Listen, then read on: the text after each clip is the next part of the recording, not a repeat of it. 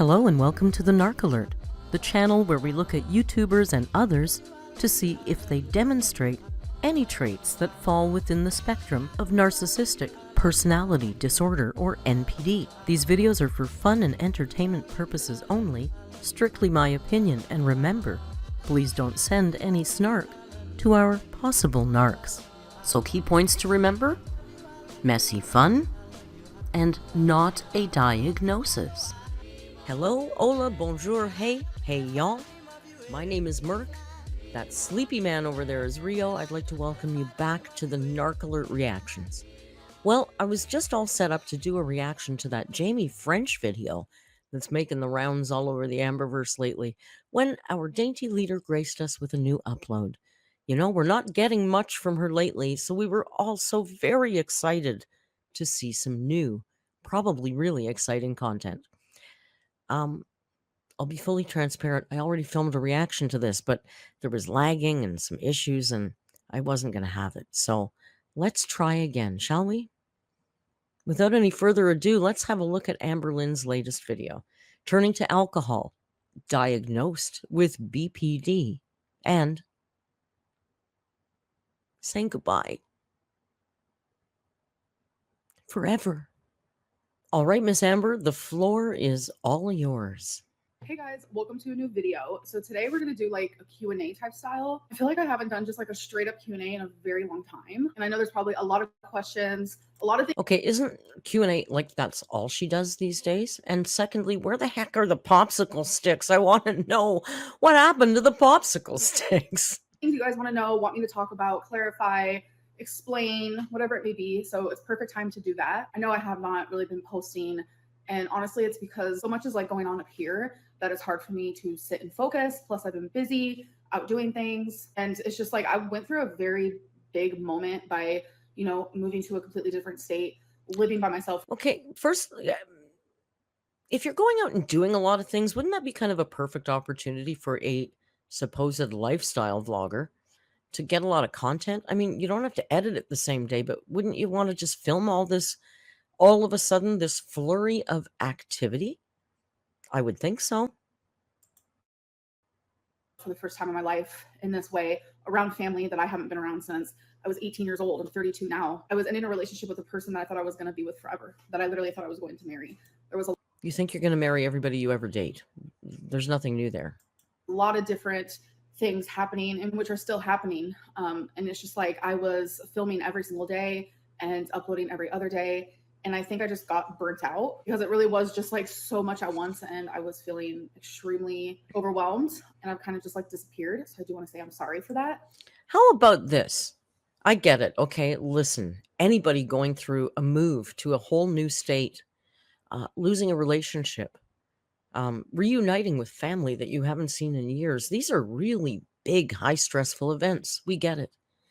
But would it have been so difficult for you to maybe make a note on your community tab to your audience and say, I'm feeling overwhelmed and stressed out and I need some time?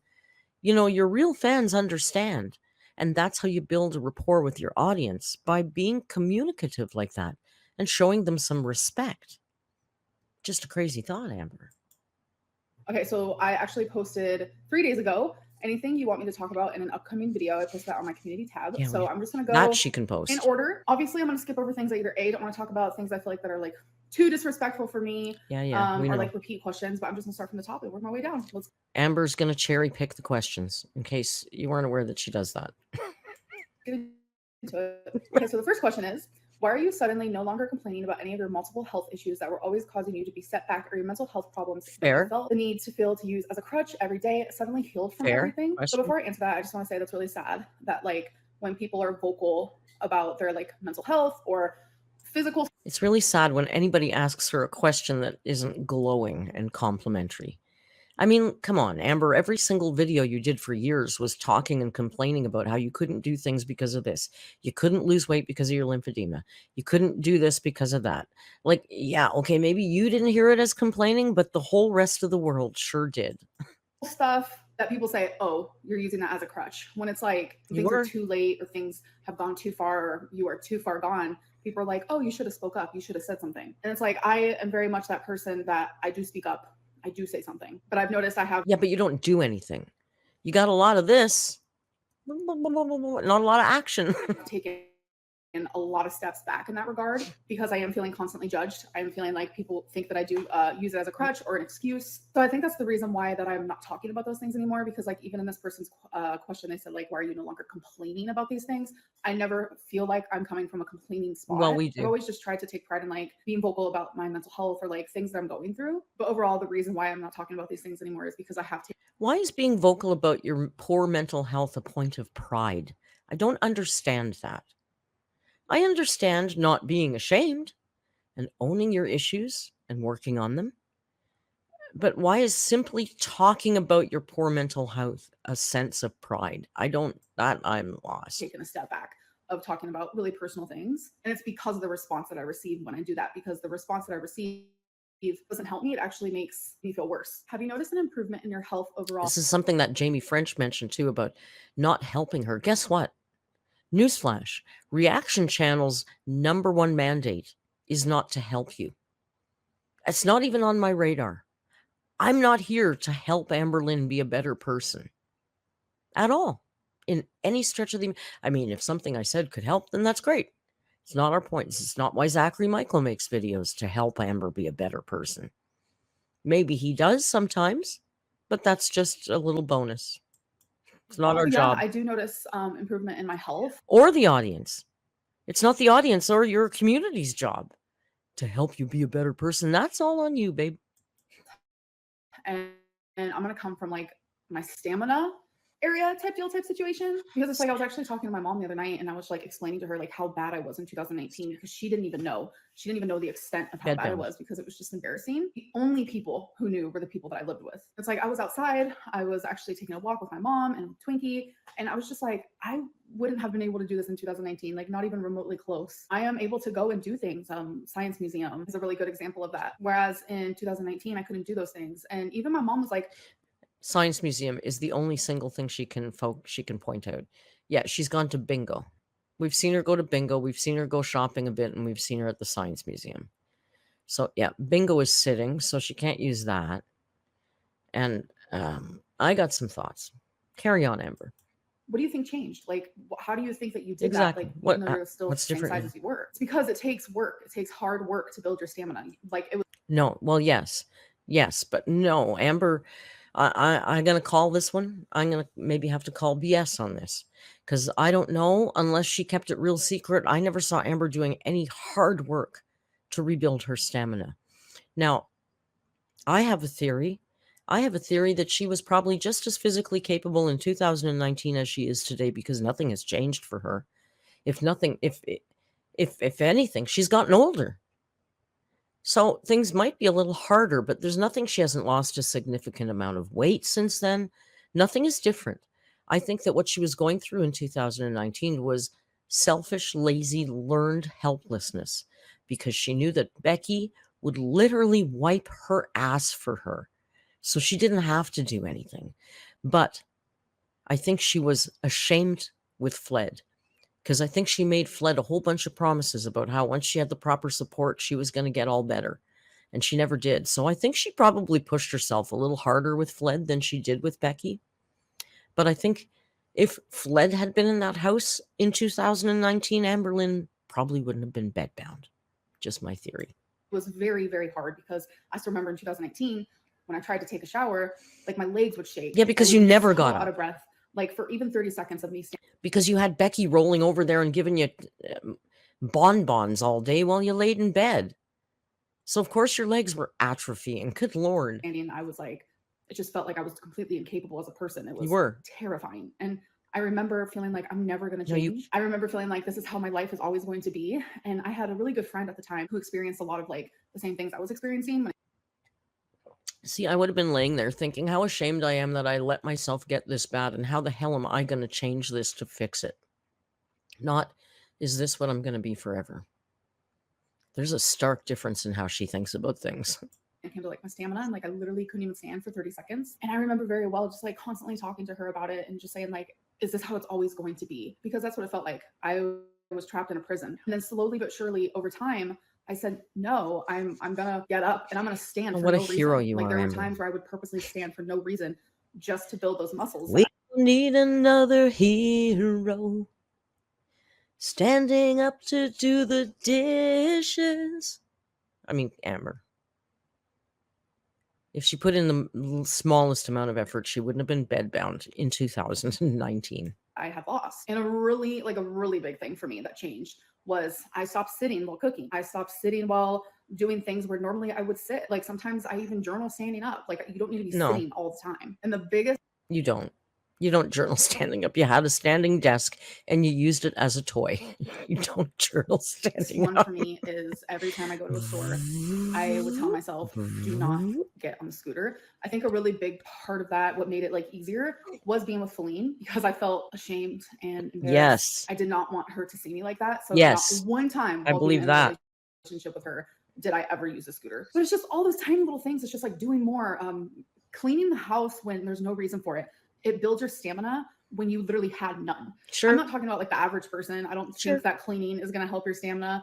I mean, go for it. But when you were pretty much bedbound, getting up and doing things that you normally wouldn't and doing them every single day, it makes it to where your stamina just improves. So then what a groundbreaking, what a mind blown, Amber. When you get up out of bed and do a little bit every day, all of a sudden you can do a little bit more. Wow. Every single day you're able to do more and more. So now that it's been 4 years, thank you for teaching us that this, person in Sensei. 2019, she doesn't exist. Like the mentality I had, who I was on YouTube, she doesn't exist anymore. I believe that. Just the incapability of just living as a human, because here I am living on my own where I need zero help. Next question is, are you in pain going out so much? No, I'm not in pain, but like obviously I do have lipedema and lymphedema. Obviously. So by moving more, I do swell more. So that is the part that does suck a lot. That's one thing that my body can't get used to. Has Feline ghosted you? Okay, so the answer is no. But I really hurt her after we broke up by falling in love with someone else. I hurt her a lot and I take accountability. I obviously just could not control falling in love with someone else. I very much fell in love. I did. And it just was really hard for her and it became hard for me and it became a very big mess. And okay, here's my theory. Okay, if Feline broke up with her, Feline said, Amber, I do not want to be with you anymore. I don't want to live with you anymore. I don't want to be your partner anymore. You know, Amber went through that. It was mutual. And we all know it wasn't mutual. Feline dumped her ass, and we know that. Within about 5 days, Amber was on the internet proclaiming that she was in love with somebody else. First of all, that's not love. You don't love somebody in 4 days. You know, there are, this love at first sight. It happens. But I would imagine it's, it starts out as infatuation and then eventually grows into real love. You don't fall in love with somebody in 5 days over text. You don't. And if you think you do, then you don't know what real love is. And Amber, I don't think, has a clue what real love is. Now, Feline. I don't think Feline was so heartbroken and jealous over this new text love affair because I think Feline might be like a normal person somewhat. And knows that you don't fall in love in 4 days. And second of all, Feline dumped you. So Feline wasn't so heartbroken that you found somebody else. If I was Feline and I dumped you, but then I was stuck taking care of you for the next month, and you pulled that crap, I'd be damn mad. I'd be damn mad because I bet you there was Academy Award-winning histrionics that happened when that breakup went down. And then 4 days later, you're proclaiming on the internet to your 100,000 fans that you're in love with somebody else. I'd be damn mad if I was Feline. I'd go, you're a con artist. You're a liar. You manipulate. I would be pissed off. I wouldn't be jealous and heartbroken. But that's just me. You can think about it. Let me know how you'd feel. It just really went to show like how much she did love me. No. And I felt horrible and I tried to fix it, but I kept failing at fixing it. Yes. And it made it to where she doesn't even want to continue being my friend. Good. So Good. I went through like a whole separate heartbreak in private. Like I just feel like I'm reliving the heartbreak just a million times. No, you know what this is? This is narc lost. Narc lost. Okay.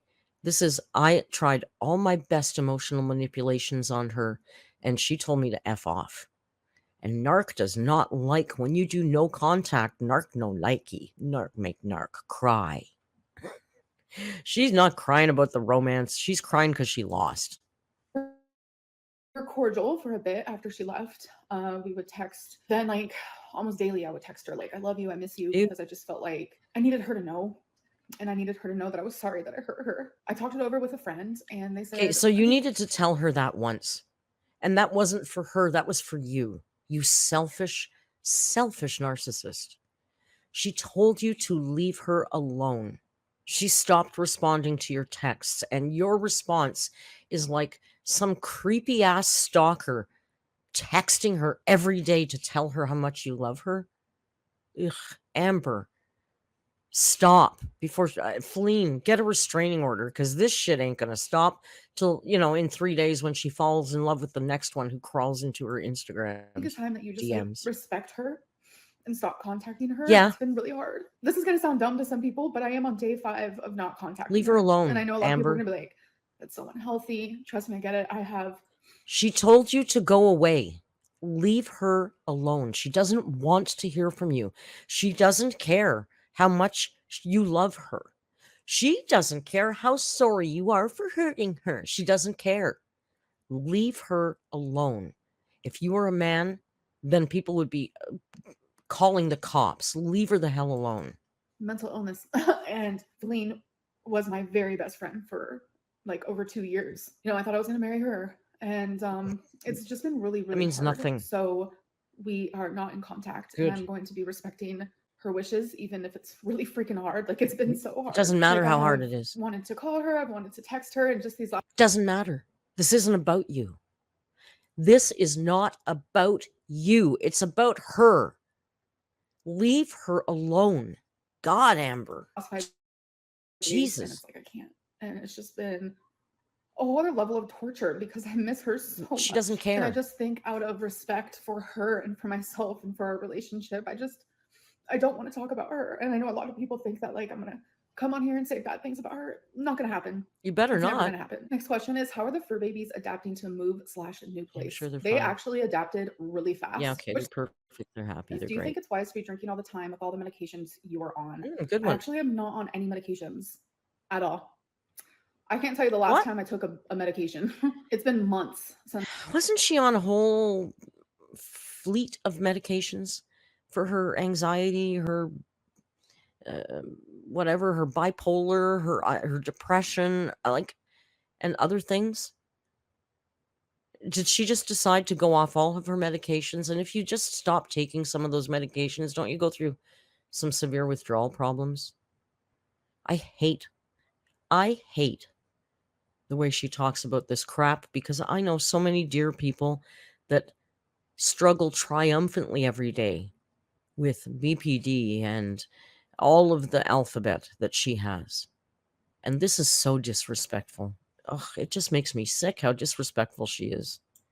I've been off of like anxiety medicine or for my bipolar, but I actually am taking a break on the whole drinking thing because I Good. felt like I was turning to it. I did go through a phase a couple years ago where I was turning to alcohol, and the last time I drank was on live stream. I was drinking whiskey. It's because I was turning to alcohol because I just felt Yeah, like that wasn't the last time she drank, because she's been showing us drinking all damn week. So again, your word you have no integrity. So yeah, that might have been the last time you streamed yourself drunk, but that wasn't the last time you drank. We don't know how often you drink because you're a liar. did something so I didn't have to feel what I was currently feeling. And that's when I told myself, okay, I need to stop drinking because I'm not going to use alcohol as a crutch. I'm not that person, or at least I thought I wasn't that person. But when I You told are. myself I was going to stop drinking, I was able to do that. I didn't drink for about a year and a half. And now I'm finding myself So you going say. back to that. Like at first I was like, you know what? Single era, I live by myself, have a couple drinks. There's nothing wrong with that. But then Yeah, I realized there isn't anything wrong with that, but sitting at home alone every night getting drunk by yourself, might be a problem there. Having a glass of wine with your dinner every night, maybe that's okay.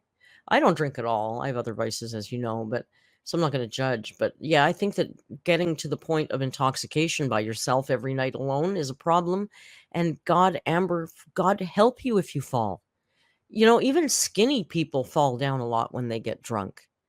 We don't need Amber falling down by herself. She'll, can't imagine. okay, I like the way this makes me feel.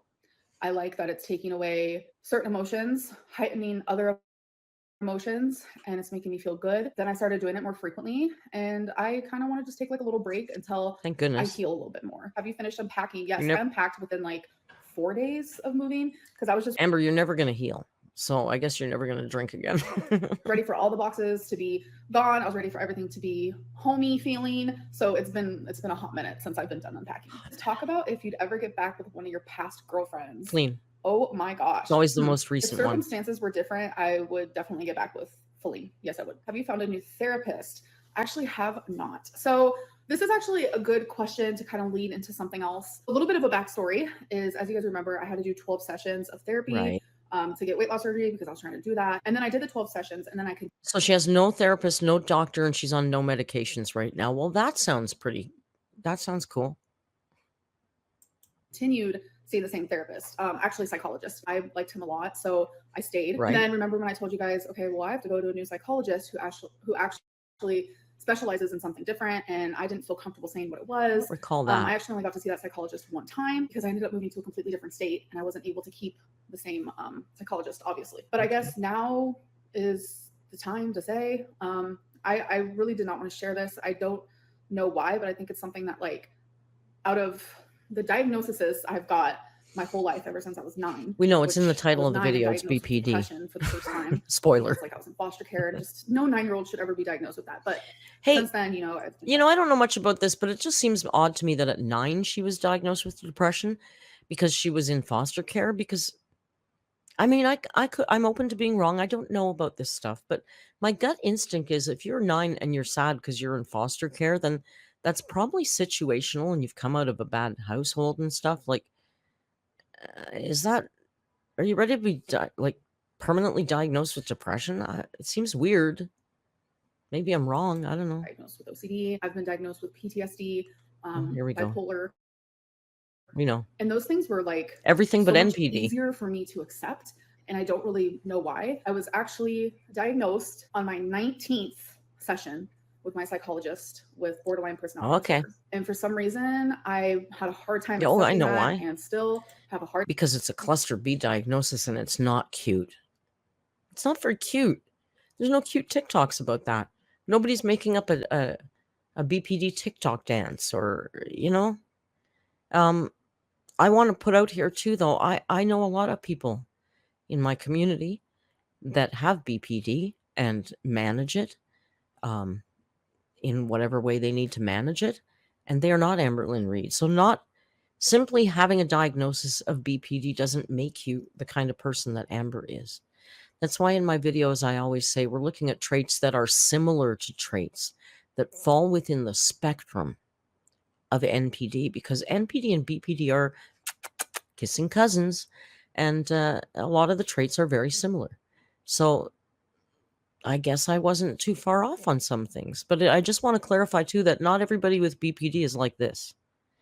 So there. Hard time accepting that because it's obvious. It's obvious that I have borderline personality disorder, and it's something that like I always purposely pushed away. Like people would contact me and be like, you seem like you have BPD, and I just automatically would shut them down and be like, nope. I don't know because the way that it manifests itself for Amber is really ugly. It's a lot of really ugly personality, selfish personality. She doesn't want to admit to any of that. It is. I think it's because with everything else, like anxiety, okay? Take some medicine, try some Zoloft, see if that helps. Bipolar, take some mood stabilizer. No easy fix. But with borderline personality disorder, there isn't really a medicine. No easy fix. You have to work. And it's just like this diagnosis explains literally probably 95% of the reason. So now she's got an excuse for her behavior. Do you think she's going to do any work to change that? I know we got some BPD alerts in the crowd, and they seem to carry themselves in a way that one would never know because they learn to manage shit. Think Amber's going to do that, or do you think this is just now going to become an excuse for all of her bad behaviors going forward? Why I am the way that I am, and I don't know if I want to talk about it anymore because again, it's hard for me to accept. I don't know why. It's that one thing where I kept telling myself, this can't be real, this can't be true, and it is. And now it's just something else that I have to put in work. And because you can't, just fondle your titties and do a little TikTok dance about BPD and it goes away. You got to do real introspective work, serious work, and you got to do it over and over again. It's like exercise. You don't just do it once. She's not going to put in this kind of work. She won't put in that kind of work to lose weight, and she's vain. You think she's going to put in that kind of work to change something that no one sees? No way. Maybe I feel like it's a bit unfair, and then I have to remind myself life isn't fair. You know? People are dealt their cards, and so here she's going to, I suppose, here, let her go for a minute. Like how you play them. That's like the motto that I need to live by currently. It's like, okay, my cards were dealt. Now let's play them, in a way that's just going to make your life more positive. Next question is fairness and equity have nothing to do with it. I'm going to tell you something. I had a therapy session today.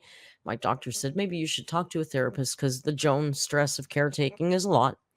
So I talked to them, and I might be a therapist nightmare because I said, listen, I'm not very politically correct. I'm not going to go take a sound bath or rub essential oils on my temple.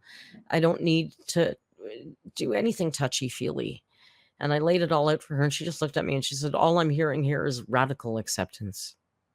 So that's what Amber's trying to practice here, is radical acceptance, which means shit is the way it is, and you just got to figure out how to deal with it the best you can. It's not about if it's fair or nice or right. That has nothing to do with it. You just got to deal with it. She, again, says the right words, but I don't know if she's going to follow it up. The tea on the guy who ghosted you? There's like a rumor that a guy ghosted me. No, that was I'm just going to say right now that rumor is not real. I don't know where that came from. Any changes you've noticed from your hysterectomy? Yes, my hair. My hair is the number one biggest change. Feel you. Besides not having a period. Thank God. My hair, you can't tell now because it is straight, but my hair texture has completely changed. We know.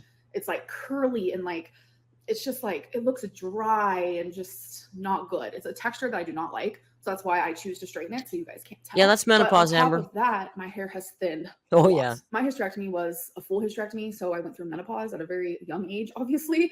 So I'm just like showing symptoms of that, and I know that's like a really big one. And then another one is like, it was young. You were young for sure, but you're not like a medical miracle or anything. I know people I was 42 when I went through menopause naturally. She was 32 when she got a surgery. Like, it's not, she carries on like she's a medical miracle. Notice I get hot and cold a lot quicker than I ever did. I don't know if that has anything to do with it, no, but it definitely happened after my hysterectomy. Hey, my menopause sisters, tell me, how many cold flashes do you get? None. Amber, that's got nothing to do. That's probably more to do with your weight and hormones. I've had a lot of people ask if I will be doing Vlogmas this year, and honestly, I don't know. Because my last Vlogmas was my favorite Vlogmas of all time. Because I remember how I felt during it. Not a lot of people have to enjoy it. It's fine. I mean, if you enjoyed it, thank you so much. No, we didn't enjoy it. It was a lot. What did we see? Plasticine. We saw fled hula hooping, Jenga. Who could forget? Oh, remember when she danced around in the little cardboard house? Yeah, it was good times, Amber. Good times. But it's like, for me, a lot of my memories come from like, how did that make me feel? I remember how people make me feel, how situations make me feel above anything else. Well, yeah. And I remember Vlogmas human. Made me happy. I felt happy. I felt at home. I felt content. I was sad for it to end. And it's because of the things I was doing in Vlogmas. I just said I wasn't going to talk about Colleen much, but she is a very large portion of the reason why I enjoyed Vlogmas so much. I feel like we had a very good time. Well, yeah. And so now when I think of Vlogmas. You mean it wasn't just about the Play-Doh? It was about your partner? The other human you were sharing the experience with? Wow. That's fascinating, Amber. How unique. I think of her. So I'm trying to figure out how I'm going to manage. So for right now, I do not know. I love Vlogmas, but she's never done Vlogmas single. I love it enough to every day be super. She's never done Vlogmas single. Most of her Vlogmas content is about what gifts she's giving her partner. So I don't think she's going to do Vlogmas this year unless, someone new. Sad over it? I don't know. Next question is, you should explain your TikToks. Oh my God, my TikToks. A lot of people think that they have like hidden meaning. They don't. I just really enjoy you're not that deep. Dancing, lip syncing. I don't see any dancing. Is this dancing? Because that's all I see. She really likes touching her boobs a lot and duck lipping. And she'll find one filter or one music clip and do the same thing over and over and over and over.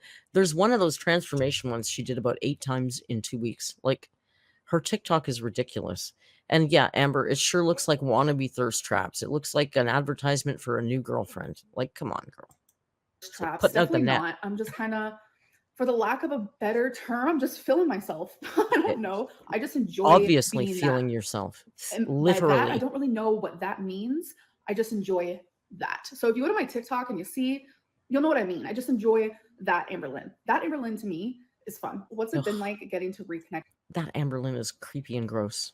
Like, really. Creepy and cringy. Ugh.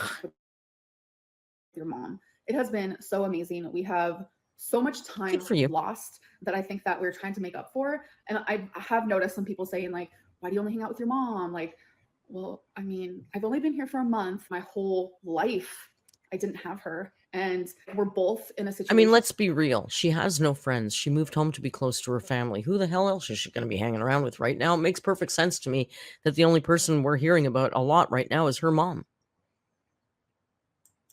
Where we have each other and we're both wanting to build that power to her, whether it's mother-daughter or just a friendship. Because at this point right now, it's like she doesn't 100% know how to be a mom, even though she's doing an amazing job. And I don't even know if I know how to be a daughter, as freaking crazy as that sounds. So we're just trying to reconnect. And crazy. We're having fun with each other, and we have not just fun with each other, but we have those tough conversations.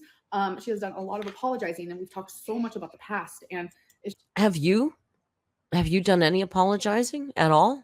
I know you were a child, so you weren't held responsible for like her issues, but how about how you treated her sister?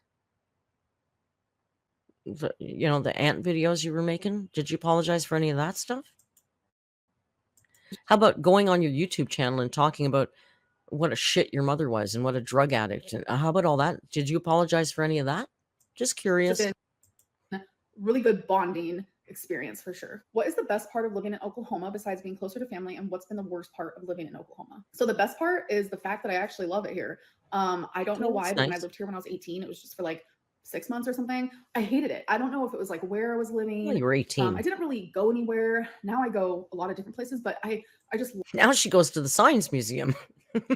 love it. Like people here are so nice, and I don't know what it is. Like the energy feels good to me. Worst part has been obviously my random waves of loneliness, for sure. Like no matter how much family's around you or whatever it may be, sometimes moving to a new place with new surroundings where you have to create a new routine, especially it's not the new place. Amber never left the house.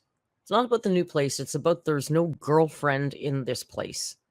That's where the waves of loneliness come from. She could be in Kentucky still, and it would be the same if she was in the same house that she was in before. About someone that you love, it does create a sense of loneliness, and that has been really hard. And I know that obviously another worst thing is going to be tornadoes in the damn summer, ice and snow in the winter. Not looking forward to that. Next question is, what areas of your life? Hey, ice and snow, she's going to have to get herself some mucklucks, because those little ballet flats aren't going to work for Amberlynn in the ice. Can you imagine if she fell on the ice?